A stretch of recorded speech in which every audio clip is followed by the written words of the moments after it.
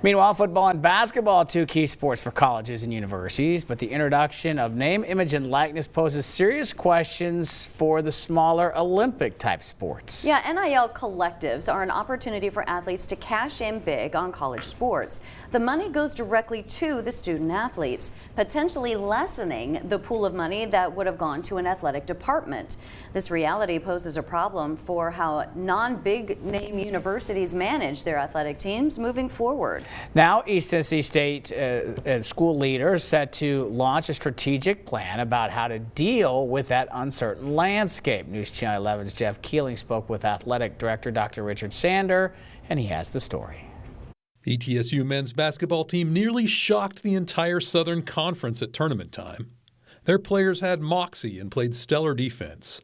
They were also probably the last squad with no players getting paid through name, image, and likeness, or NIL deals. Things are changing pretty dramatically.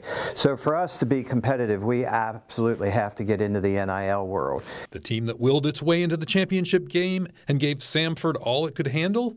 ETSU Athletic Director Richard Sanders said they lacked one edge some SoCon teams already had. Some of the very good players there were guys who were already, doing pretty well compensation-wise with NIL. So there were some schools that were a little bit ahead of us in regard to that. Catching up is already underway. An independent NIL collective led by some area athletic boosters is already raising funds.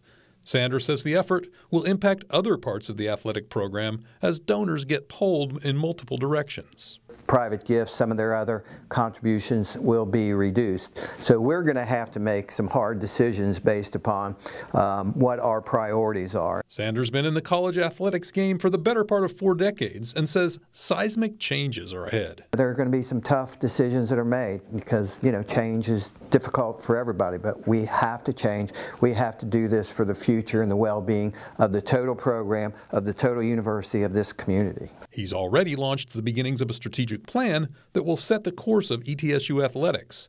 And as community surveys come in, some things are crystallizing. Men's and women's basketball and football were those were the the sports that we really needed to focus on, and that the university would get the most benefit out of being competitive.